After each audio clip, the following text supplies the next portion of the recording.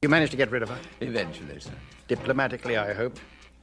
You know, in her day, she was one of the most beautiful women in Europe. So she kept telling me. Fortunately, I was interrupted by an urgent phone call. Anything important? It was very peculiar. Oh, not another lunatic. That's what I thought at first. You get him about now. It's to do with the phases of the moon. What was it about? Well, it was rather incoherent. The man was obviously very frightened, on the run from someone. Well, could you get any sense out of him? Eventually, after he'd rung off and then rung back. He said a number of men had been following him since the previous afternoon. They'd been shadowing him in relays, apparently. Did he give any reason? He never got to it. He kept breaking off, moving from one call box to another. Oh, have you got someone on the job? Janvier. He's been out following up the various places where the calls are coming from. They were all little cafes in side streets. Hello? Is Inspector Maigret there? Yes, he's here. It's for you. No, thank you. Hello? Is that you, Maigret? It's him. Oh. Yes, hello? We were interrupted just now. He came in. He could hear what we were saying through the door of the call box. I'm frightened. Now, wait a minute. Who are you? What's your name? My name wouldn't mean anything. You don't know me. But you asked for me personally. It's my wife. She's met you. What's her name? Neen. Neen? Look, I can't explain it. It'll take too long. They're looking for a chance to kill me. He may be here at any minute. Where are you? The Tabac des Vosges at the corner of the Place des Vosges. I wanted to come and see you, but he was at my heels. He wouldn't hesitate to shoot. Now, look, stay there till I send someone. Hello? Hello? He's here. He's just come in. Look, just have him arrested and I'll explain everything. Hello? Hello? You've lost him? Yes, damn it. I think I'll chase this one from my own office. Right. Excuse me, sir. Hello? The Tabac des Vosges? Am I speaking to the proprietor? Tell me, is the customer who was using your phone still there? Ah, he's just left. Well, did another customer come in while he was phoning? He left as well. Without waiting for his drink. Well, thank you. It's the police. No, there's no trouble. Nothing to worry about. Goodbye. Ah, Janvier. Anything to report? I couldn't catch up with him, but I got plenty of descriptions. Yeah? He sounds a queer customer. A little fellow in a fawn raincoat, grey hat, waving his arms about. Where was that? The Cave de Beaujolais. Ah. He burst in there, demanded an envelope, and then rushed across to the call box, shouting, "Serve me a drink. Anything you like." The landlord could see him through the call box window, gesticulating excitedly. Then, when the other customer came in, he popped out like a jack-in-the-box and went running off. What about this second customer? Did you get a description? Squat, thick-set type, apparently. Black-haired. I also picked up something from the officer at the Place du Châtelet. This chap in the raincoat ran up to him, out of breath, in a great state of excitement, and asked him to arrest someone who was following him. Did he? No, because he couldn't identify anyone in the crowd when it came to the point. Yes, I see. Perhaps we are dealing with a loony. I wouldn't be surprised.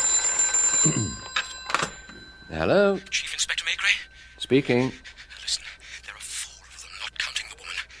Now it's the big red-headed one. He's the worst of the lot. Where are you? The 4 Saint-Jean restaurant, Boulevard Beaumarchais. It's absolutely essential for someone to come at once. Yes?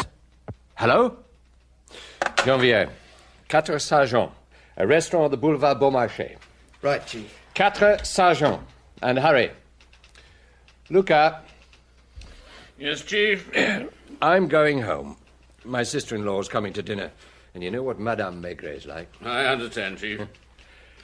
I've got to call in at the cake shop on the Avenue de la République on the way. Ah, yes, the best millefeuille in Paris. If there's anything new on this strange business, ring me at once. Of course. In fact, if you hear anything about a little chap in a fawn raincoat involved in a fight or an accident, give me a ring. Don't worry, I will. Good night, Chief, Good and night. have a glass of Calvados for me.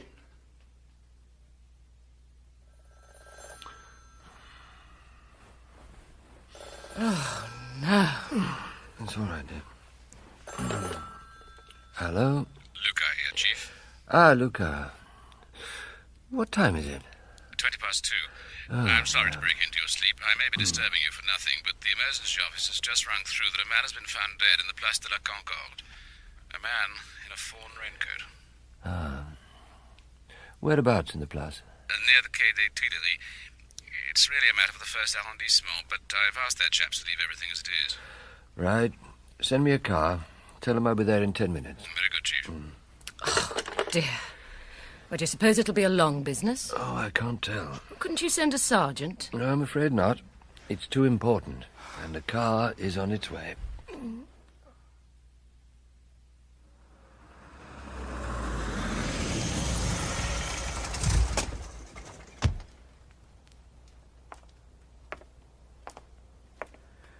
Chief Inspector. Ah, my old friend Sergeant Lecoeur. You've got a body for me? Right here, Chief Inspector. Underneath the Macintosh. Stabbed in the back, sir. Yes, so I see. Yes, straight to the heart between the 5th and 6th. It's the work of a professional. There's something else you ought to see, sir. With your permission, I'll just turn his head. Go ahead, Sergeant. Good God. They haven't left much to recognize him by. As you say, sir. Did they do that first and then knife him, or was it the other way around? Oh, I don't know. Leave that to forensic. But I don't believe the murder was committed here, Sergeant. No, sir? This man was on the run down narrow streets, dodging between little cafes. If you were a hunted man, Lecoeur, with a murderer at your heels, would you venture into the wide-open spaces of the Place de la Concorde? Very likely not, sir. You'll see, he was killed somewhere else and for some reason dumped here.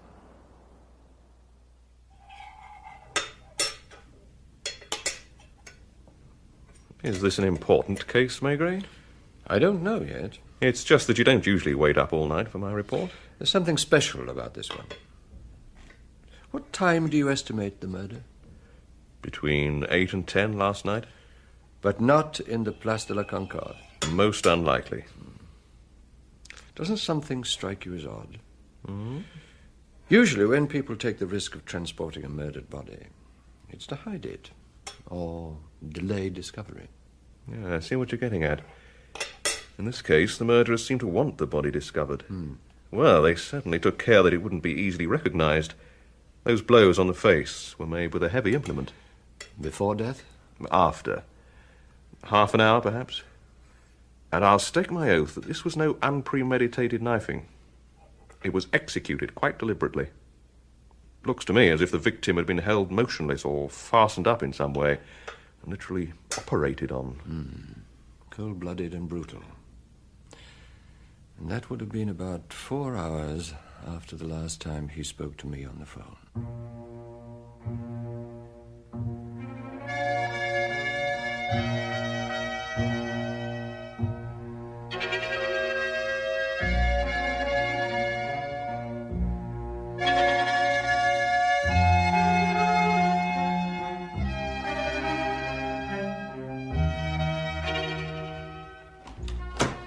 Morning, Luca. Yeah. Sit down. I see. Anything to report? Sergeant Lecoeur of the 1st Arrondissement rang about an hour ago. Apparently, a motorist had seen 2 men in the Place de la Concorde removing something from a car which might have been a body. He reported the matter to the first policeman he saw, but this was a good deal later, as he'd been celebrating with some friends and forgotten all about it. Any details about the car? Yes. A yellow Citroën with a Paris registration number, the last 2 figures, 3 and 8. I've been ringing round, but no luck so far. Anything from records on the body? Nothing. No reports, no fingerprints. He's never been in trouble. No. Tell me, Luca, do you like brandade de morue? Ah, my favourite fish dish. Does your wife often make it for you? Ooh, it's too much bother. So you only have it when you eat out? That's right. Though it's not often on the menu. According to Dr. Pohl, this man had some brandade in the contents of his stomach. Did you know? Get Torrance and 2 or 3 more to help you. Ring up all the restaurants, beginning with the ones in the district where you were working yesterday, and ask if any of them had brandade on their evening menu. There's just a chance our man might have eaten at one of them, and someone may remember him. Right, Chief. If you want me, I shall be upstairs in the technical branch with Janvier. Now, take the knife and put the tip through the rent in the raincoat as before. Good. Now, don't move while I look underneath at the jacket. There. There, you see, the rents in the 2 garments don't coincide. There's a good 4 inches between the tear in the jacket and the one in the coat. What does that mean to you? That he wasn't wearing his raincoat when he was killed. That's right. Yet the tear in the coat suggests that he was. It was made afterwards to give that impression. The murder was committed indoors, but whoever did it wanted to make us think it had happened in the open. Why should they want to do that? For the same reason that they took the risky course of dumping the corpse in the Place de la Concorde. To mislead us. Instead of concealing the body, they wanted to spread false clues. But why? I dare say the chief of police will ask me the same question. Well, Maigrets, so they got your man after all, didn't they? Your dead man. Yes. Yes, I must confess I was inclined to think you were dealing with a lunatic or a practical joker. I don't know why, but I believed him from the very first. Do you think it could have been a case of gangster's revenge? Possibly, but I doubt it. After all, the criminal fraternity don't usually exhibit their victims in the Place de la Concorde. Well, anyway, you've circulated the photographs to the press. No doubt someone will soon turn up to identify him. I hope so. But with death, something always goes out of a face. And on top of that, this one was pretty badly battered. Yeah. Tell you the truth, I'm worried. Too many things about this case don't hang together. Huh? If they wanted the body discovered, why render him unrecognizable? And why 4 hours of silence between his last phone call and the murder? Oh, well, do what you can. Oh, by the way, the Director of Prosecutions has put Judge Comelio in charge of the preliminary investigation. You ought to see him. Oh, must I? Yes, I know you can't stand him, neither can I. But he is rather prickly about the formalities. Yes, I suppose I'll have to see the old baboon. Ah, Maigret. I'm delighted to see you at last. I've rung your office 5 times, unfortunately. You couldn't get me. I'm afraid I've been busy, Judge. I'm glad to hear it. Please sit down. Thank you. Maigret, do you consider it normal that after 3 days this man has not yet been identified? He must have a wife or friends, neighbours, people who've grown used to seeing him go down the street at certain times each Now, day. tell me, Judge, have you ever had a dried pea pushed up your nose? What? It was a game I used to play as a child. With a pea up your nostril, you can go past people you see every day and they won't know you. Now, try it one day, Judge. You'd be surprised. But, of course, this man's face had been badly knocked about. All the same, we've made some progress. Such as? We know he drinks sous citron, an unusual aperitif with a low alcohol content. So what? Even more interesting, he had splay feet. Walked with his toes turned out. How fascinating. Yes, I thought so. And what does that mean? That he was a ballet dancer? An ingenious idea, but no, his feet were also flat. On a hunch, I had Luca try the race courses. It took a long time and can hardly be described as formal identification on account of the facial alteration. Quite a few people thought they recognized him when they saw the photograph. Apparently, he was quite irregular. So where does all this get us? The evidence we've assembled points to his being in the drinks business. The drinks business? A professional term covering barmen, waiters, bottle washers, proprietors. So he was a waiter? I don't think so. Why not? Because although the white shirt he was wearing was an old one, it was worn almost threadbare at the collar, it showed no traces of wear at the cuffs. Now, the proprietor of a bar, especially a small one, has to keep dipping his hands into water, and therefore always has his sleeves rolled up. And on this, you presume your man was the proprietor of a small bar? I see. Have you any other developments? There was this yellow car, I believe. Oh, that was seen at the Quai Carte on Wednesday at 8:10. The car was standing outside the house because it had broken down, and 2 men were bending over the bonnet. The point is that it was 8:10, and according to the post-mortem, the crime was committed between 8 and 10 o'clock. So what line are you pursuing now? I'm waiting. For what? For something to turn up. That's the only thing to do, isn't it? We've reached a deadlock.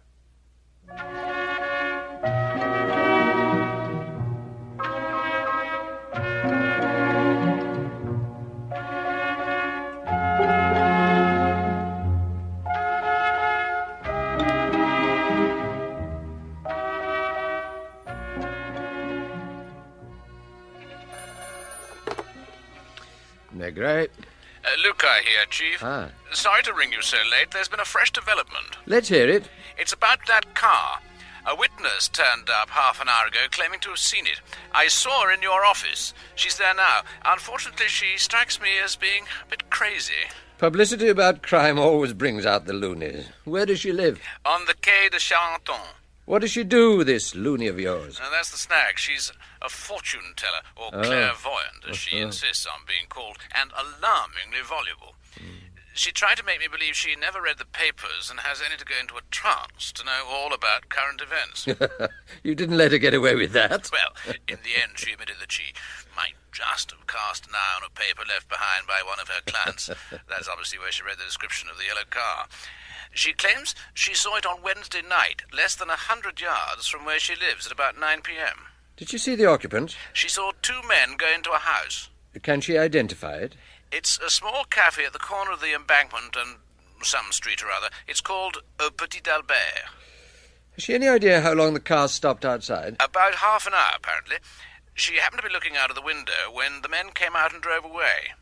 Were they carrying a bundle or anything with them? You know what I mean. No, she's certain they weren't carrying anything. That's what bothers me. There's also the time factor. What were they doing with a corpse from 9 p.m. to 1 a.m.? Hang on to her. I'll be straight over. Take a photograph. That'll make her happy. It was bound to happen, Chief Inspector. Look what's written on the front of the cafe. Au Petit Albert? I don't quite follow, madame. Petit Albert. Albertus Parvus. What? Surely you know it's a book of magic dating from the 14th century. I'm afraid I don't. These things don't happen by chance. Either he's an initiate, or else he's committed a sacrilege. But if his name really is Albert, and he really is a little man... Oh, he's a little man, all right. I've often seen him and his wife. Big, dark girl, rather a slut. Wouldn't like to eat anything she cooked, and she always reeks of garlic. How long have the shutters been closed? I don't know. The day after I saw the car, I stayed in bed with flu. When I got up again, the cafe was closed, and I thought, good riddance. Was it noisy? Oh, no. Hardly anybody went there. The men working the crane down on the quay used to go there for their dinner, and the cellarmen from the wine merchants. Some bargees used to drop in for a drink. And there's nothing else you can think of which struck you particularly? Not at the moment. Now, about my picture appearing in the papers, I don't want them saying I do fortune-telling with cards. That would be like describing you as a mere policeman. That wouldn't worry me. Well, it would me. It would damage my reputation. Well, it's not locked up, Chief. And everything looks intact. Strange. Cafe's been standing empty for 4 days, perhaps with the door unlocked. Is there anything in the till? A few hundred francs. They weren't interested in cash, evidently. The sawdust here appears to have been carefully swept. Cover traces of blood? Yeah, possibly. Come on, let's have a look upstairs.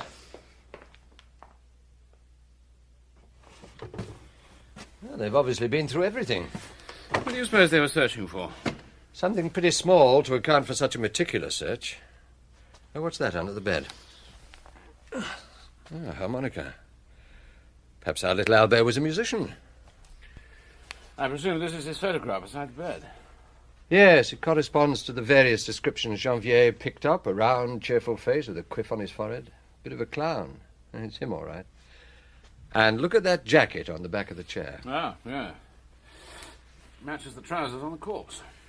So, between 4 o'clock and 8 o'clock on the night of the murder, Albert came home and changed into something comfortable and ate a meal, as I suspected. So, he must have felt safe during that time. Yes, mistakenly as it turned out. Because this is where they tracked him down and did him in. Poor little Albert. Well, one thing's certain. Neen isn't here.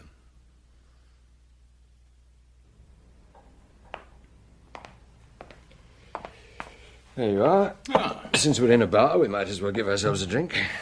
Thanks, Chief. Here's to your crazy clairvoyant. She's given us the break we need. You think it is a break? Well, it could well be. As soon as the regular customers learn that the place is open again, they'll be back. And if we listen, we'll learn something. It'll puzzle the hell out of Albert's murderers to see the place open as usual. Yeah, but who's going to run it? Who've we got who could do the job? Well, there's Chevrier. His parents used to keep a hotel. He helped them until he did his military service. Good. Contact him as soon as you get back to the station. Right. You need to get hold of a cook. Oh, that's no problem. His wife. Pretty girl. They've only been married 2 years, so he'll like having her with him. Right. Now, first thing tomorrow, go round to the tax office. Get our man's name from them. Mm-hmm. He's bound to have taken out a license for this place. And check with his local police station. Find out what sort of a reputation he has. Right, Chief. Well, I'll be off. What are you going to do? I'm staying here. All night? And more, if necessary.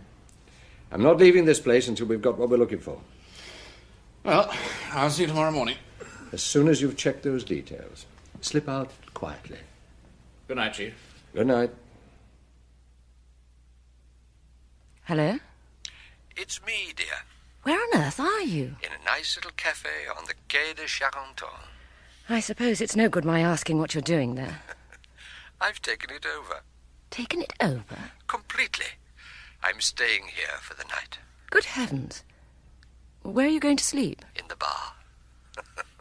I'm making up a bed on the chaise longue. Well, when am I going to see you? Well, it might even be tomorrow. Well, mind it is. And mind you get a good night's rest. That's just what I intend to do. Good night, my dear. Congratulations, Chevrier. Anyone would think you'd been in the business years. Well, it's in my blood, Chief. It's the same with my wife. She's a most excellent cook. You've a full house of satisfied customers. It's partly the midday rush hour. Hey, Patron, we're waiting. Excuse me, Chief, I think I'm wanted. Here we are, then. That's better. 1 bottle of red wine and 2 glasses. Yeah, thanks. Yeah, good thing you're open again. Yeah, these last few days we've had a 10-minute walk for a drink. Has the other chap retired then? He was a decent sort. Oh, have you known him for long? Only the last fortnight since we've been working round here. Here, who's that big chap who keeps wandering in behind the bar? Doesn't look like he belonged here. Ah, it's my father-in-law. Oh. So, that girl that's helping you out's your wife. Lucky for some, eh? Yeah. You're my father-in-law, Chief. I'm what? Those chaps over there, they were asking who you are. Oh, I see. That's a good idea. Monsieur? Yes? 1 export cassis, please. Ah, fricandeau veal with sorrel, special today. I might stay to lunch. 1 export cassis coming up, monsieur. Thank you. You're looking very smart, Luca. Ah, why not? Cheers, Chief. Cheers. Well, what have you found out? Well, according to the tax office, his name's Albert Rochin. He took out the license 4 years ago.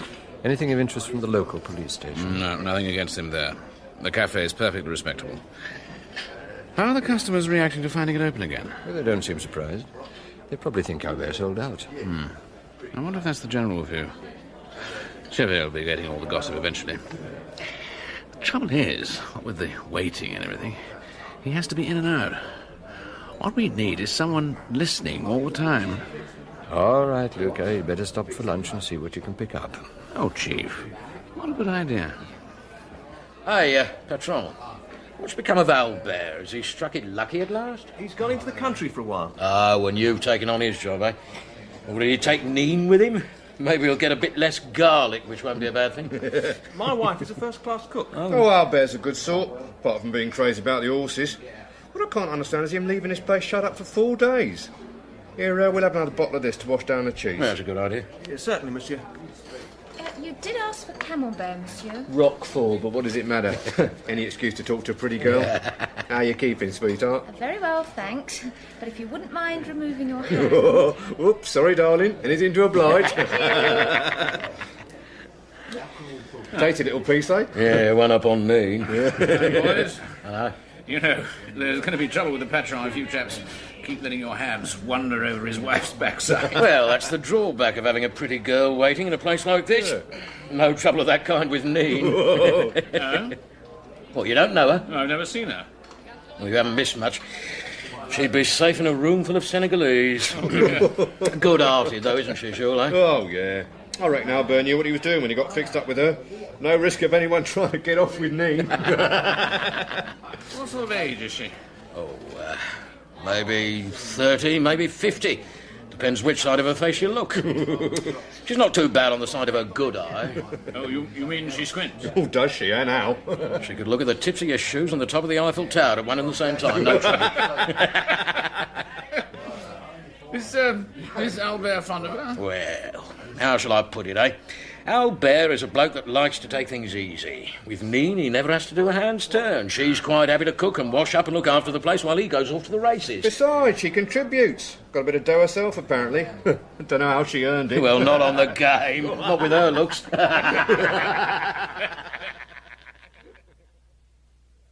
You going to join me, Chief? Yes. We appear to be the only ones left. I gather Albert's Neen is nice, but definitely not naughty. From Toulouse, apparently. I wonder what's become of her. Luca, don't look too obviously. Can you see what I see at the window? Yes. Red hair. Scruffy looking. Bit dim-witted. I think he's coming in.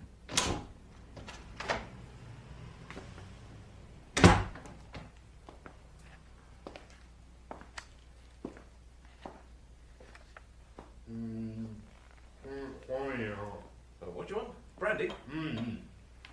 That'll be 10 francs. Thank you.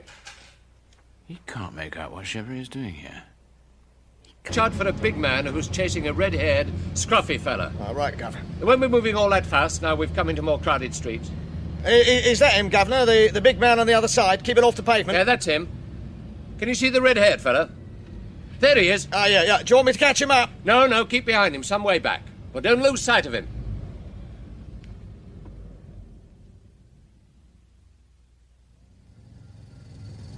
It's been at that bar nearly 5 minutes. Funny sort of time to stop to make a phone call. Aren't you afraid he's up to something? No, my man's in there, keeping an eye on him. Well, aren't you going to make an arrest? Not yet. Well, here he comes, followed by your man. Here we go again. I don't think it'll be for much longer. I think he's close to home now. Poor beggar. I almost feel sorry for him. You sure he's a villain? He's a suspect. We just need to find where he hides out. Now, where the hell's he got to? Blimey, what a district. I don't bring any fares down here after dark. You're wiser not to. Just the sort of area they'd hole up in. There he is. Where? He turned down that alleyway, at the back, there. You stay here. I'm going after him. Damnation! Luca, I thought they'd shot you. No, Chief. It was him they got. Just as I came up. I didn't get a sight of who pulled the trigger. One of his own gang. It seems they'll stop at nothing to cover their tracks. What I don't understand is what brought him back to Albert's cafe. Another corpse? Shot down under our eyes in the middle of the street. Which district? Rue de Sicile. Oh, that warren. Whores, petty criminals, and illegal immigrants. Can you let me have about 20 men and a plainclothes officer who's thoroughly familiar with the area? We've got to lay siege to it. Very well. I fancy there may be quite a gang of them, perfectly prepared to kill. Arms to be issued. Right. Carry on, Maigret. It's all yours. And don't forget to inform Judge Comelio. Oh, Luca. Morning, Chief. What have you got? The dead man's trade union card. Name's Viktor Polyensky, Czech nationality, a worker at the citron factory. What address? 132 Quai de Javal. Oh, wait a minute, I know that. Dirty lodging house at the corner. We made a raid there about 2 years ago. Oh, yeah. Find out if it's on the phone and check with Citron. I'll put Janvier on. Maigret? Well, Chief Inspector, how is the investigation going? Splendidly! We've already got another corpse. What? What did you say? Another corpse, but this time it's one of them. Do you mean the police killed him? No. The other gentleman did the job. What other gentleman? Accomplices, probably. Have they been arrested? Not yet. I'm afraid it's going to be a long and difficult business, Judge. It's a nasty case. We're dealing with killers. I presume that if they'd not been killers, there would have been no case at all. I mean they kill cold-bloodedly to protect themselves. They had no hesitation about shooting down one of their own gang. But why? Probably because he was no more use to them and was liable to betray their hiding place. It's a nasty district, one of the worst in Paris. A nest of foreigners without identity papers, or with forged ones. What are you proposing to do? There'll be a raid tonight, but it won't result in anything. I hope it won't result in any fresh victims. What time are you planning to carry it out? The usual, 2 a.m. Send me your report as soon as possible. Goodbye. Goodbye, Judge. We've got hold of that lodging house, Chief. The concierge is on the line now. Right, I'll check it. Hello? Is that 132 Quai de Javal? Yes, Is Poliensky there? Victor Poliensky? maybe. Who wants to know? Is he there? Is it any of your business? I'm a friend of his. You mean you're a cop? All right, all right. Does Poliensky live at your place or not? We'll check up on what you say. He's not been here for the past 6 months. Where did he work? Citron. Had he been in France a long time? I don't know anything about it. Could he speak French? No. Idiot could hardly speak at all, let alone French. How long did he stay with you? About 3 months. Had he any friends? Did he have any visitors? No. Were his papers in order? Your hotel section didn't complain? One more question. Did he bring women home? Oh, look here, you pig. Do you think I'm going to listen to this sort of thing? I've offended the lady. Ah, Janvier, what had Citron to say? Apparently, he worked in a factory as an unskilled labourer for 3 months, but he's not been on the payroll for nearly 6. So the old girl was speaking the truth. Luca! Yeah? Anything else in his pockets beside his union card? One old wallet with a photograph of a girl, around 19, 2,000 franc and 300 franc notes, and this knife. Careful, Chief, it's razor sharp. Probably the one that finished off little Albert. Yeah. Any news of the yellow Citron? Nothing fresh, Chief. But somebody said they'd seen it in the Barbès-Rochois district. The Barbès district. That's near the Gare du Nord. Albert worked for quite a time in a cafe around there, according to his customers. You hungry, Luca? Good evening, Chief Inspector. Ah, Monsieur Pierre. How nice to see you again. And Sergeant, Luca, isn't it? That's right. Is everything to your satisfaction? An excellent meal. But we've come here this evening to combine pleasure with a little business. The pleasure is all mine, sir. And what can I do for your business? Some information. Did you once have a waiter here called Albert Rochin, known as Little Albert? Albert Roche. Ah, of course. Yes, a boy from the north. No longer with us, unfortunately. I was sorry to lose him. You see, what matters most in our business is cheerfulness. People like to see smiling faces. Albert was always smiling, always humming to himself, making jokes. Did he play the harmonica at all? Harmonica? No, not that I know of. He left you to set up on his own account, did he? Somewhere near Charenton, yes. Had he been left money? Not to my knowledge. I think he got married. Did you ever meet his wife? Yes, he brought her to see me once. A dark girl, rather plain. With a squint? Bit cross-eyed, certainly. You don't know her maiden name? No. Now, I seem to remember that she was some relation of his, a cousin or something. They'd always known one another. Albert used to say, since you've got to do it in the end, it might as well be with someone you know. He liked his joke, a real comic. He'd have made his fortune on the horse. If you run into him, do give him my kind regards. Yes, yes. Excuse me, gentlemen, I'm wanted in the kitchens. Does that get us any further? Every little helps. What time do you make it? Just after 10. Let's have another drink. It's 4 hours before they blow the whistles.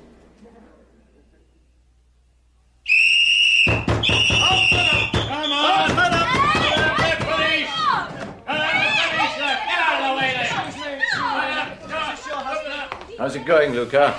Oh, the usual roundup, Chief. Poles, Italians, Armenians, but no Czechs, I'm afraid. It looks as if they've moved too fast for us. They weren't hanging about after that last shooting. God, what a dump. All these houses should have been pulled down years ago. Burnt down with all the lice and fleas from every country in the world. Chief! Yeah? I think I've got something for you. Right. Come on, Luca. In here, Chief. Just look at this squalor. Filthy blankets, filthy mattresses. Look at that electric light flex, completely bare. Luca, Yeah. Get the lodging house keeper up here, double quick. All right, Chief. My God, who's she? I can't find out. She refuses to speak. When I tried to make her get up, she bit me. Look at my hand. She's drawn blood. A wild animal. A very beautiful wild animal. Not much more than 20. Can you speak French? French. Can you understand? Good God, she's in labour. Go down to the desk, ring for the ambulance, double quick. Right. In here, you. Here's the lodging house keeper, Chief. Who's this woman? They call her Maria. Maria what? I don't know. I don't think she's got another name. She hasn't got another name. What have you written in your records? The people who live here. Were they down in your book? How many of them are there? I don't know. You don't know? Do you know anything? Does this woman speak French? Perhaps. You realise she's in labour. When did this begin? I don't know. It's nothing to do with me. Well, where are the others? They must have gone. When? They made off as soon as that man was shot in the street, didn't they? Now, look at this photograph. You know this man, don't you? Now, come on, admit it. So what? What was his name? Victor. Did he live in this room? In the other room. He slept with the woman? They all did. How do you know? Well... What did you do? Make a hole in the wall? Fancy to yourself, did you? What if I did? There's no law against it. How many of them are there? 3, 4. What are they? Check? Who knows? Maybe. Luca. Yes, Chief? I shall have to stay here for a while. Go with this woman to the hospital. Don't leave her. Stay outside the door of her room. Right, Chief. All right, you. Take me to some other room. I've not finished asking questions. All right, now talk. I don't know anything. I swear. This evening, a sergeant called and showed you this photo, right? Yes. You said you didn't know the man. I said he wasn't a lodger. Now, what do you mean? He's not registered here, nor is the woman. Both rooms are in another fellow's name. Since when? Well, about 5 months ago. Now, what's his name? Serge Maddock. Tell me about him. Is he a Czech? That's what's on his papers. They all speak the same godforsaken language. How old? About 30. Told me he worked in a factory. Did he? Nah, he used to stop here all day. So did the others.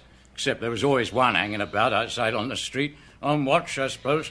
What did they do with themselves? Nothing. Play cards, eat, drink, sleep. Sometimes they sang. Sang? Yeah, Victor played the harmonica. Mad keen he was. Even used to play it walking along the street. I see. How many of them were there? 4 men and Maria. Sometimes they quarrel over her. They're all crazy about her. Even Carl. Now, wait a minute. I want to get these names straight. First, the woman, Maria.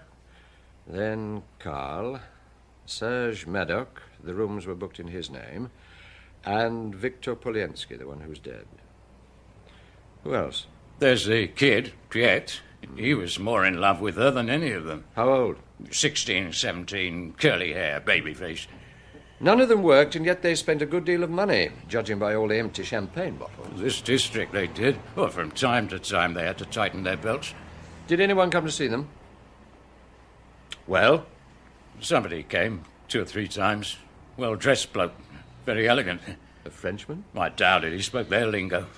How long before you rumbled what they were up to? What do you mean? Now, don't give me that.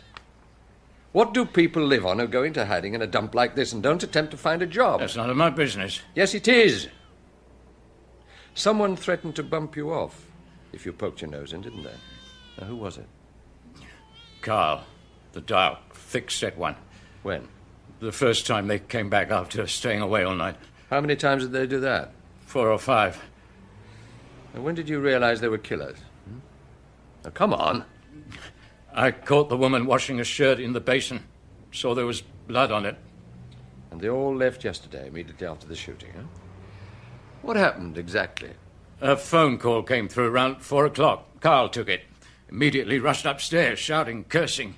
Then Maddock came down and went out. I'm pretty sure he had a gun. So it was Maddock who shot his old pal Poliensky? That's what it looks like. They didn't try and take the woman with them? Nah, I guess there was going to be trouble, so I told her to get out. She just lay there calmly, not bothering to answer. She understands far more French than she lets on. Then suddenly her pains took her, and I realized what was up. All right. Now, I've one more question to ask you. Now, think carefully. Did you note the dates of the nights when the gang was away? Why should I? I warned you to think carefully.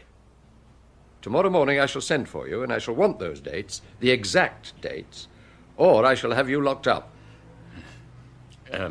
Supposing I did remember, would you give me protection? You're afraid of them, aren't you? Who wouldn't be? All right. I'll post 2 men, one at the back and one at the front. Chief, you'll be delighted to know that Maria has just given birth to a bouncing 9-pound boy. Mother and child both doing well. Excellent. This gentleman is Monsieur Franz Lehl, from the Czech Embassy. How do you do? How do you do? Well, let's go in then. May we come in? You may, but you're not to tar her. When I give the sign, please leave at once, quietly. We shall stay only as long as is necessary. Please enter, monsieur. This is the young woman, and that's her baby. Will you please tell her who I am and ask her name? I would suspect that she speaks Slovak rather than Czech. Please go ahead. Tolea inspektor Maigret od pařížské policie. Můžete mu říct, jak se jmenujete? Nech jde do pekla. A ve s ním. Já vás všetkých nenávadím. That was Slovak? Yes. I think I got the gist of it, but if you wouldn't mind. She told us both to go to hell and said she hated the lot of us. I see. Well, at least we know where we stand. I shall now proceed to question her, and when I've finished, hand you this typed sheet, which you can put to her in her own language. But from what I've learned, I suspect she knows far more French than she pretends. Now, Maria. On the night of October the 12th, an old farmer and his wife were brutally hacked to death with an axe on their farm at Saint-Aubin in Picardy.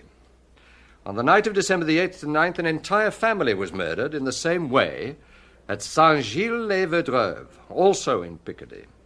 While previously, on November the 21st, an old couple and their servant, a poor half-wit, had been attacked on their lonely farmstead.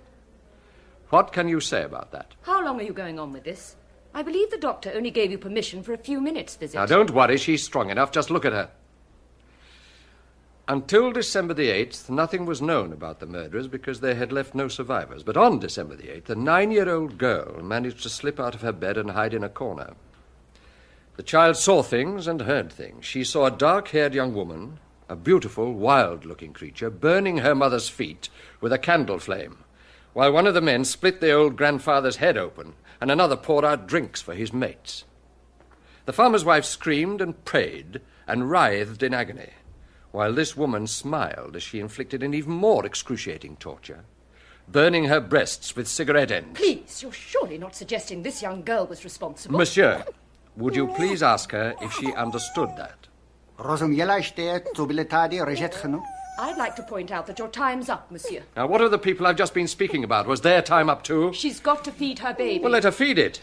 I assure you she's got no more modesty than she has morals. Really? I will continue.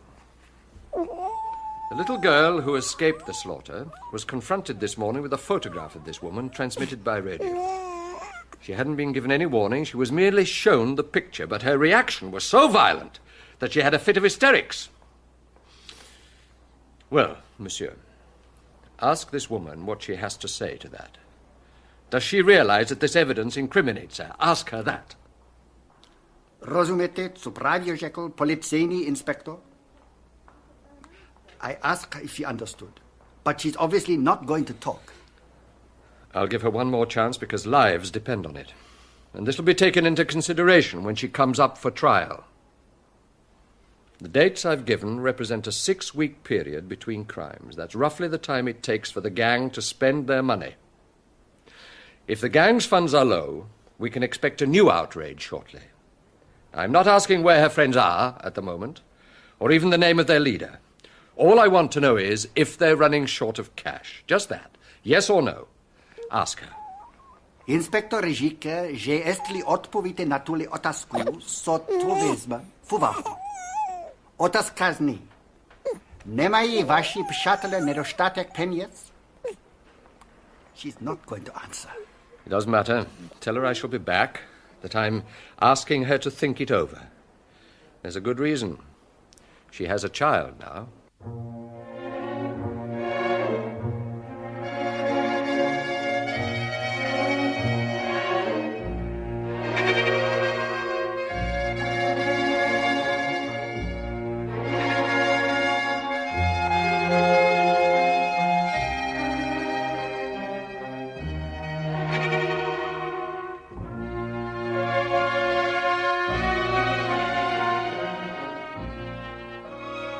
Well, gentlemen, as I expect you realize, The reason I've called this meeting is that the paths of investigation of two apparently unrelated crimes appear to have crossed.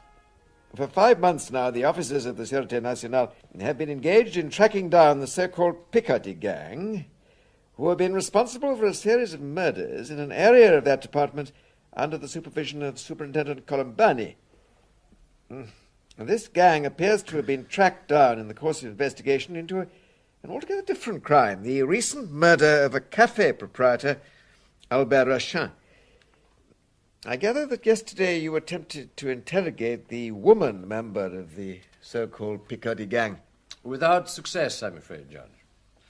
Meanwhile, since yesterday, we've got 3 wild beasts loose in Paris. Serge Madoc, Karl Benesch, and young Pietro, who, for all his tender years, is as much a desperado as the others. And, of course, on top of these, the probable leader of the whole gang, the man who used to visit them and whose identity has so far evaded us.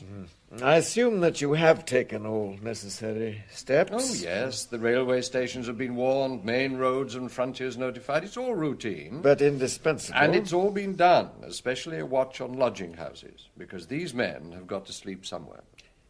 A newspaper editor has made a complaint to me about your refusal to give any information to reporters. That's quite correct. I see no point in alarming the inhabitants of Paris by letting them know that there are killers at large in the street. I'm not criticizing anyone, just trying to form an opinion. I would like to become quite clear how the case of the Picardy killers became linked with that of Albert Rochin. May I? Please, Superintendent. Before the death of little Albert, or rather before the discovery of his body in the Place de la Concorde, the gang, which by now was responsible for 4 massacres, enjoyed complete security. Nobody was familiar with the description of its members, except a child who had seen a woman torturing her mother, because all the men's faces were concealed by black scarves. No one, in fact, would have dreamed of looking for the Picardy killers in a slum dwelling in the Paris ghetto. Isn't that so, Maigret? Absolutely, Colombani. Then why the connection? Did you find these scarves in that sleazy hotel, Maigret? What is it called? The Hôtel du Lion d'Or. No, we didn't. The connection through Albert was much less direct. Remember that when he rang me up, he said that there were several men on his heels and that they were working in relays. He wanted to come and see me. That means he had something to tell me, and his pursuers knew this. You mean something that would incriminate them? Almost certainly. Otherwise, why should they have stabbed him in his own cafe? And have you clearly established that this is what happened? I believe so. Under Albert's bed, I found a harmonica. It turns out that it belonged to Victor Poliensky. His fingerprints were on it. The thing that drew half-witted Victor back to the scene of the crime without the knowledge of his accomplices, and the cause of his death, was his beloved, lost harmonica. One question arises. Why did anyone take the trouble to transport the body to the Place de la Concorde? Maigret? The people who put his body there, the men in the yellow car, were not his murderers. Then who were they? I don't know, but we shall soon find out. How? We know that about 5 in the afternoon, Albert made a phone call, which was not to us. He was asking his friends to help, you Possibly. think? In any case, he made a rendezvous with somebody. And that somebody failed to turn up in time. How do you know? You're forgetting the yellow car. It broke down on the Quai Henri IV for a fair length of time. So that the men travelling in it arrived too late? Exactly. And you are hoping to make contact with these men? Precisely. What about Albert's wife? Why wasn't she killed at the same time as her husband? Perhaps she wasn't in the cafe. Some men, when they have serious business in hand, get their wives out of the way. Don't you think, Inspector, that all this is taking us away from the trail of our gang of killers? What put us on their trail, Judge? Body in the Place de la Concorde, obviously. Now, why shouldn't it bring us back to it again? Why was there a body in the first place? You mean that Albert Rachin was killed because he knew too much? It seems very likely. And I'm trying to find out how he knew. Now, when I've discovered that, I shall also know what he knew. Perhaps the train. To what train are you referring, Colombani? We've had a slight pointer since the last Picardy crime, Judge. Please look at map number 5, which is attached to the dossier. The crime of January the 19th was committed at a farm belonging to a Madame Rival and her daughter, who were both killed. This farm, Les Nonnettes, stands about 5 kilometres from the village of Godeville, which has a railway station at which the slow trains stop. Now, on January the 19th, at 2017 hours, a man got off the train with a return ticket between Paris and Goderville. Have you got his description? Only a vague one. Apparently youngish, well dressed. He went through the village along the main road and was not seen again. However, at a few minutes past 6 next morning, he took the train back to Paris from another small station, Mouchet, 21 kilometres further south. In the course of the night, he must inevitably have passed close to Les Nonettes, where the murders occurred. When we received this information, we made inquiries at the Gare du Nord, because all tickets handed in on arrival are kept for a certain length of time. And it wasn't found? It hadn't been handed in. In other words, this passenger must either have got out of the wrong side of the train at the Gare du Nord, or else mingled with the crowd and disappeared at some suburban station, which is easy to do. So you think that this passenger is the head of the gang, the man that you want? We do. And the reason for Albert Rochat's death is bound up with this missing ticket.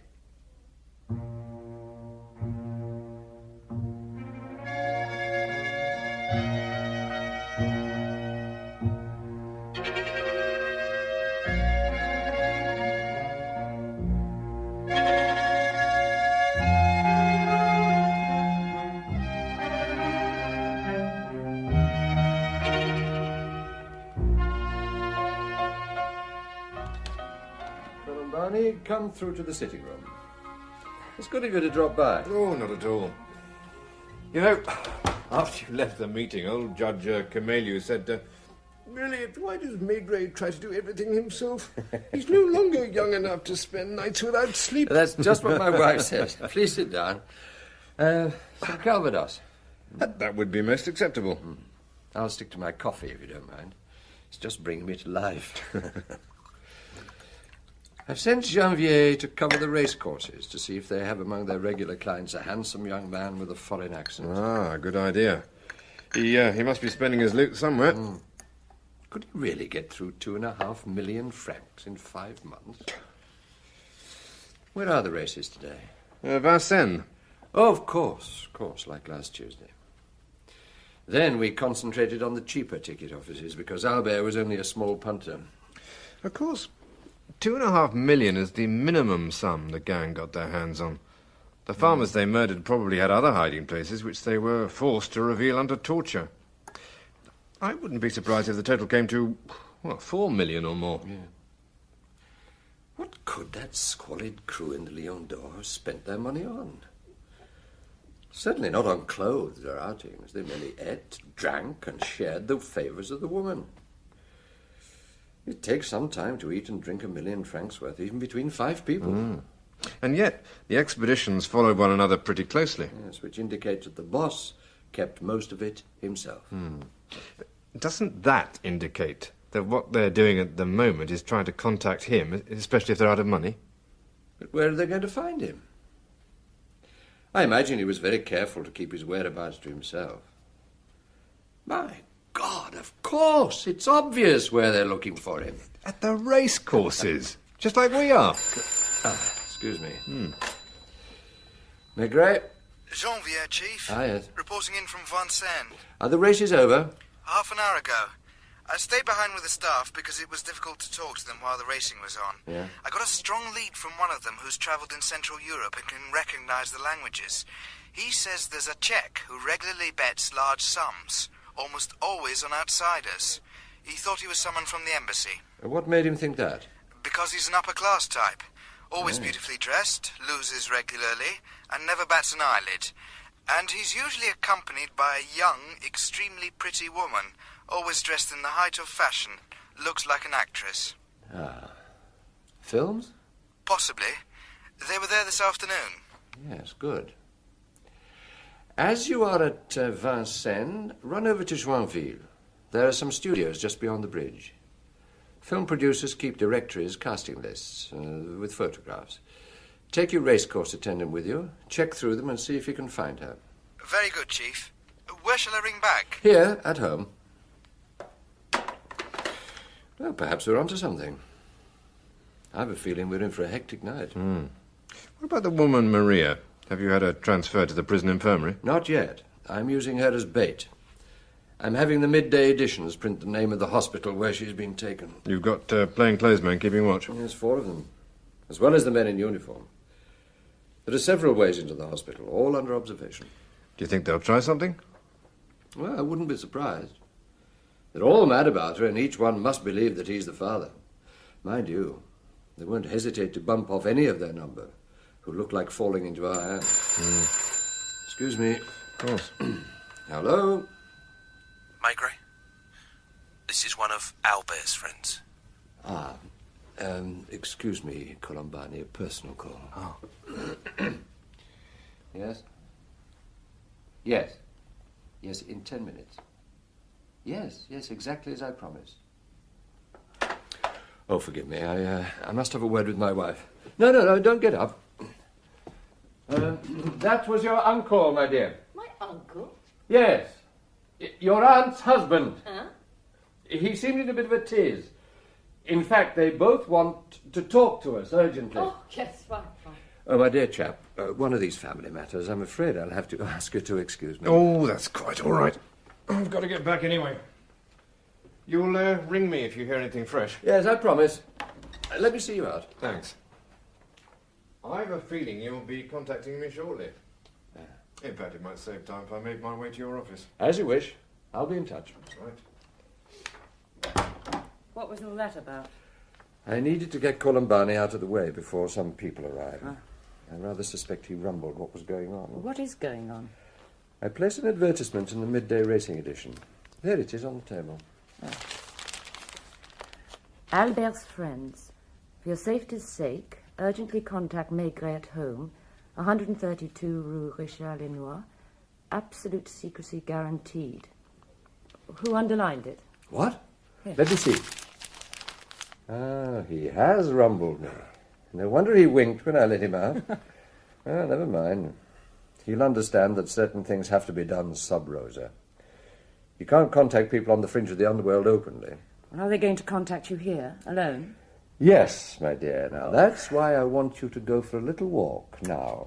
You needn't worry. I know them. They're quite harmless. Well, are you sure? As sure as I am that you're going out now. Very well. And are not coming back for another hour. Well, my friends, make yourselves at home. There's no one here apart from me. You have my word. You want to see for yourselves? We'll take your word. Well, Joe, we're well acquainted, but tell me your friend's name. Ferdy. He keeps a garage. A small one. Not far from Port Mayo. You seem uneasy. Well, that notice of yours suggested some kind of danger. That's quite right. To begin with, I don't rate your chances if the checks get onto you. The checks? What checks? The Piccadilly gang. Why? We've done nothing to them. You haven't done anything to the police, but a lot of them are out looking for 2 men who own a certain yellow car. Oh, all right. You find that amusing? I can quite imagine that the car is no longer yellow and that the number plate has been changed. Didn't you say Ferdy owned a small garage? All right, Governor. What is it you want of us? You were friends of Albert. He was a good sort. How did you come across him? At the races. No, I thought as much. Were you both at Vincennes last Tuesday? Last Tuesday? Wasn't that when you won on Semiramis, Ferdy? That's right. And Albert? He was there. We saw him in the distance. He was in the paddock. We were in the enclosure. And next day, Wednesday, did he ring you about 5 o'clock?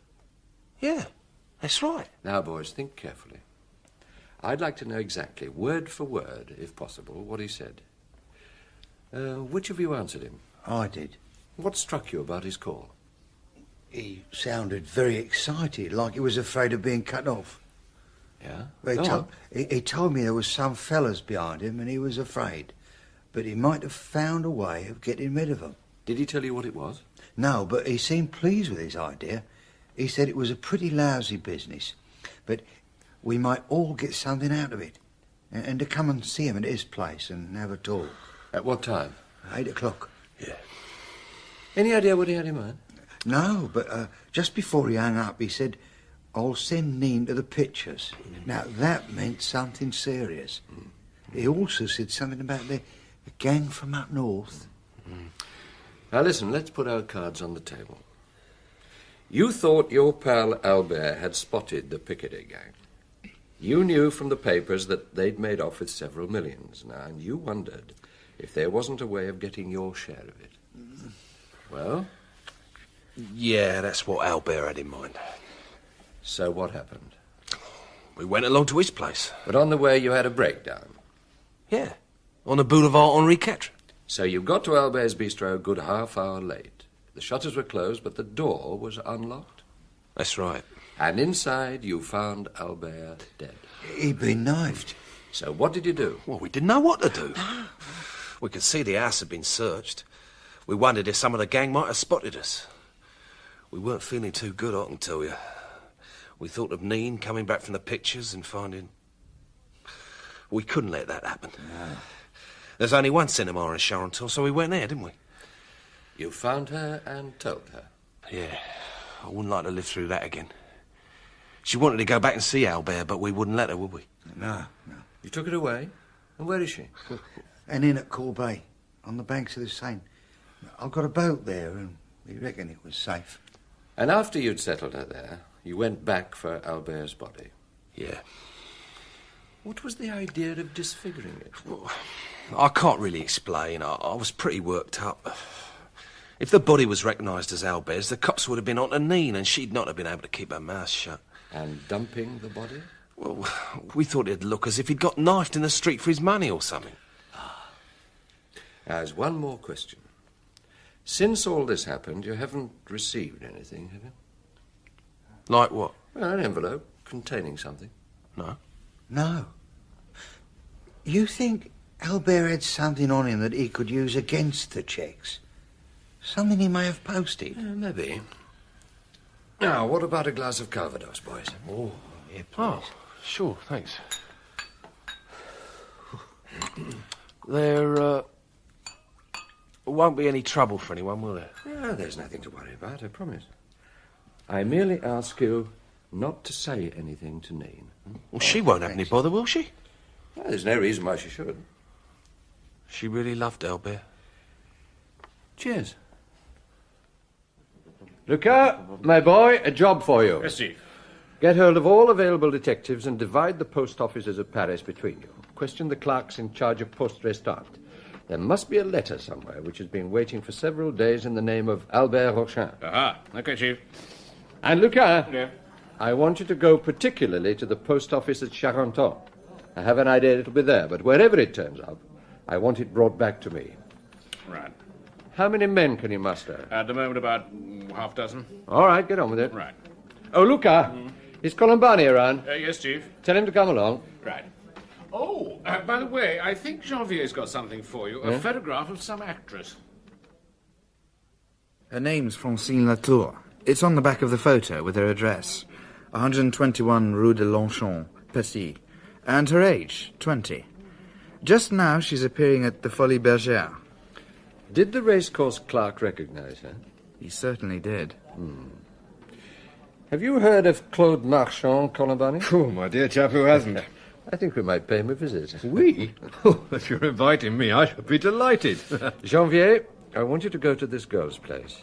Take someone with you. Don't attract attention on any account. You want a discreet search of her flat? Not until I give the word.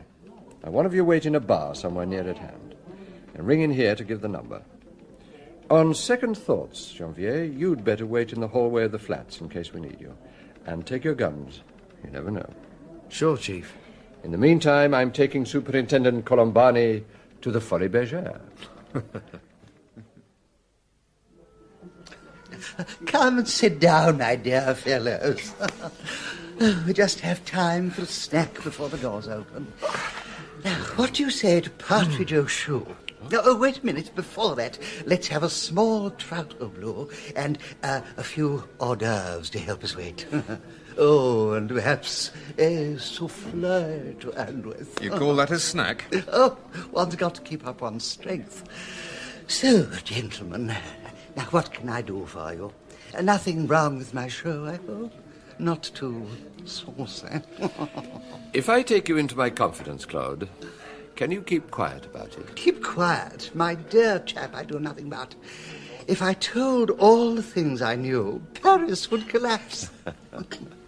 Now, what can you tell me about Francine Latour? Oh, Francine. Well, she appears in a couple of turns with Drian the comic. Oh, she's just a kid starting to climb, but already she's dressed by couturiers, and, well, I'm told she's begun wearing diamonds. Last week, she turned up in a mink coat. Oh, make her own deductions. She's got lovers? A gentleman friend, like everyone else. Do you know him? I should think I do. Such a good-looking boy. Attractive, generous. Well, even if he has been done twice for passing worthless checks. A foreigner, isn't he? Oh, who isn't? Everyone calls him Monsieur Jean, but his real name is Bronsky. He's a Czech. Also a worthless one. Oh, yes. Oh, a real con man. Women adore him. What we're concerned with is far more serious than that. Oh, don't tell me. I'd rather read about it in tomorrow's papers. It might be awkward if he asked me to have a drink with him this evening. Have you seen him lately? Only last night. He always brings her to the theatre, hangs around backstage, then, after her second sketch, off they go together. Did he strike you as being more on edge than usual? Oh, people like him are always more or less on edge.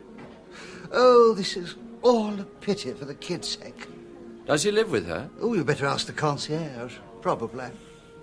Any idea how he got started? All I know is that he once ran an agency for extras. How long ago? Oh, quite soon after he came to Paris. I could find out. Oh, no, thank you. Don't bother. I'd rather you didn't mention our conversation this evening to anyone. Oh, you can rest assured. As far as I'm concerned, it never happened.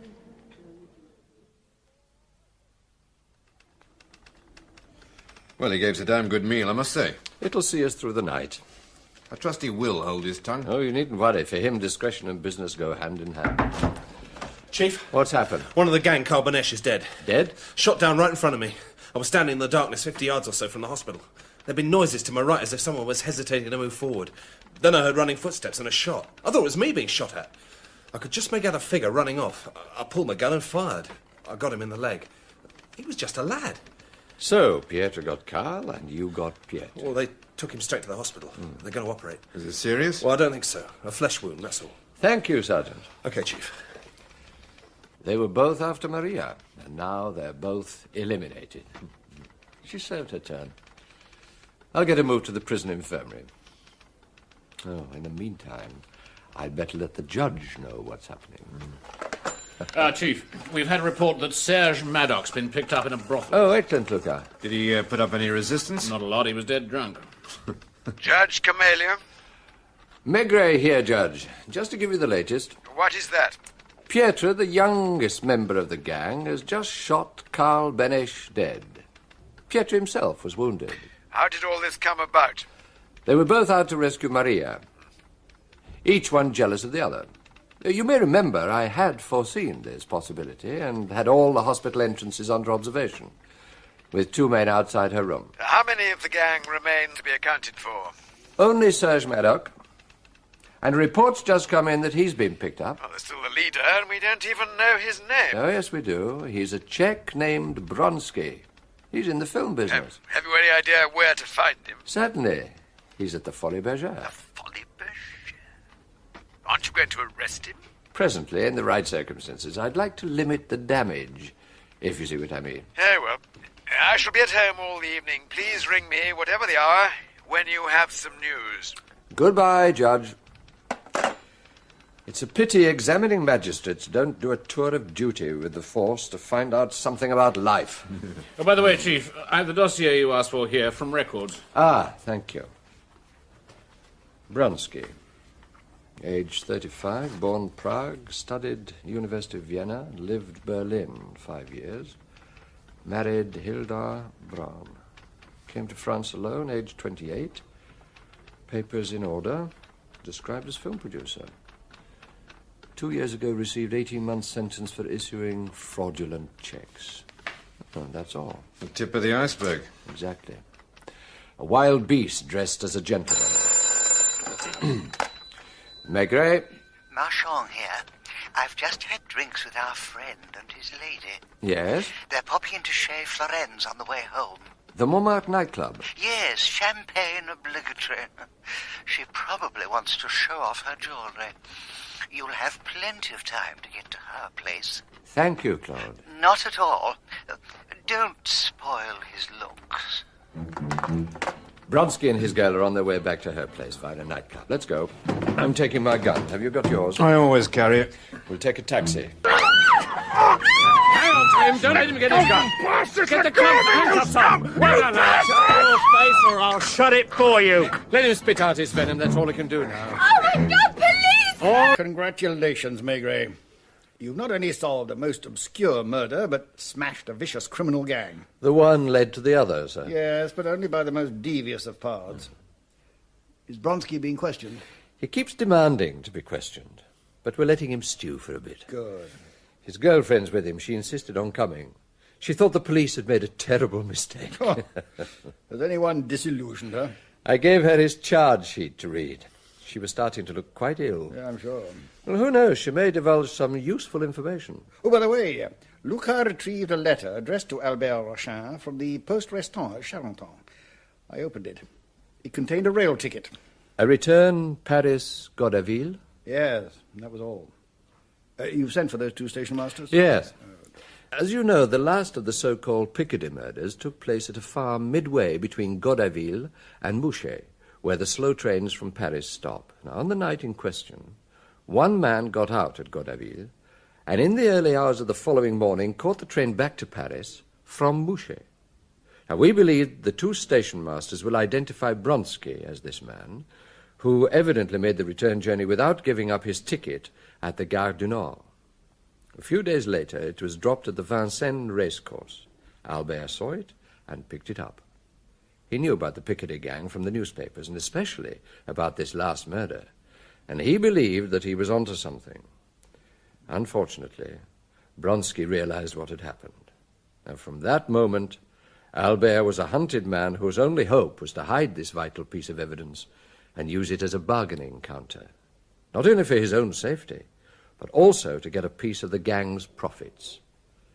So he posted it to himself at the Poste Restaurant at Charenton. Yes, he thought it ensured his safety, but it turned out to be his death warrant. He didn't realize that he wasn't dealing with ordinary crooks who might be prepared to negotiate, but with wild beasts who only wanted blood. Well, the only blood to flow now will be theirs. And Maria? After all, she's a mother now. Leniency? With that evidence against her? Oh, I'd be very surprised. Anyway, that's not our business. And your business, my friend, is to get some sleep. Well, there's still the judge. Leave him to me. Your report can go in later. Go home, Maigret. Very well. But first I've an urge to see the sunrise at a little village called Corbeil. Good morning, madame. May I introduce myself? I'm Chief Inspector Maigret. Oh, Monsieur Maigret. And you are, I believe, Nine Rochin? Yes, I am. Monsieur... Now, please, madame, there's nothing to worry about. Will you do me the honor of letting me have breakfast with you? Of course. Allow me to pour you some coffee. Thank you. So, I believe we have met before. We didn't meet, but we were staying at the same hotel. I was with my mother. All the guests were talking about you. And this was where? Saint-Valery-en-Cour. Near Dieppe? That's right. Now, let me see. That must be... 20 years ago. Of course.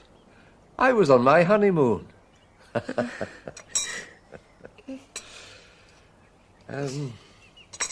Albert was your cousin, wasn't he? Oh, second cousin. Oh, I scarcely knew him until I came to Paris after my parents died. But I'd heard a lot about him. And I went to see him. I was nearly 30, an old maid. Oh, you were lonely and he was lonely. And so you made company for one another. Poor Albert. Oh, if only you had known him. So kind, so cheerful, always wanting to make everyone happy. If you knew how much I loved him. No, I never asked him to love me. I knew that wouldn't be possible. But he made me believe he loved me in return. We were happy together. I don't know what happened that day at the races. We'd just been celebrating our wedding anniversary. He came back from laying one of his bets, looking worried. And from then on, he seemed to be on the lookout for somebody. He insisted on going home by taxi. And he dropped me there, saying he'd be back in an hour or two. But he didn't come back. And later he rang me to say he'd be home next morning. Next morning? The Wednesday? Yes. But he didn't come back. He rang me instead. What did he say? He told me to go to the cinema. When I argued, he insisted and almost got angry. So I went. Have you arrested them? Yes, we've got them. 4 men and a young woman. It was kind of you to come see me. Well, it's something I've been wanting to do. In any case, I shall have to see you again. We've been making money out of your bistro, and there are accounts to settle. Are you going to keep it on? Oh, I can't run it on my own. Now I've got nobody. Have you ever thought of adopting a child? Adopting? Oh, no, I haven't. Why? Well, I know of a tiny baby which may soon be losing its mother. Oh, no. You don't mean... Well, let's leave it for now. You think it over. A tiny baby? Oh, it's not its fault, is it? Not in the least. And now I shall have to be getting along. I've some sleep to catch up on.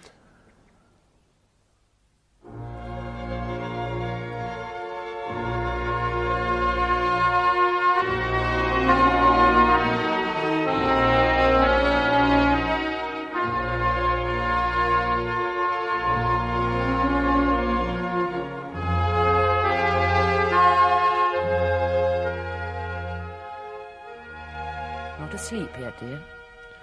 Not yet. Just thinking about poor little Albert. You know, if he hadn't had that racegoer's habit of scanning the ground for winning slips thrown away by mistake. And if it had been a winning slip and not a railway ticket. And if the name Godaville had not suggested the recent murders. And if he hadn't seen the man from whose pocket it fell. And if his face hadn't betrayed his thoughts to Bronsky. Then poor Albert would still be alive. Do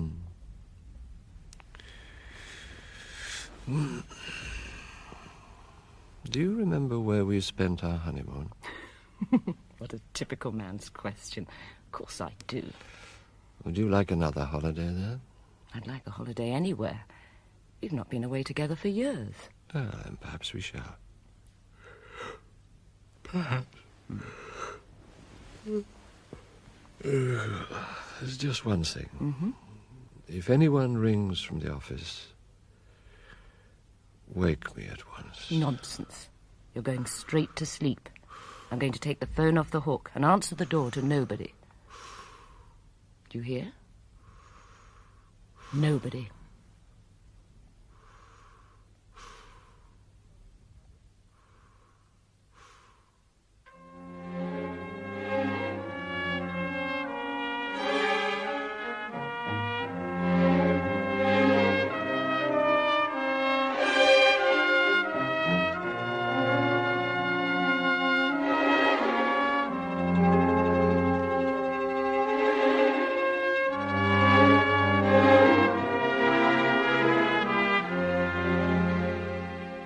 In Maigrets' Special Murder by Georges Simenon, dramatised for radio by Malcolm Stewart, Bernard Hepton played Chief Inspector Maigret.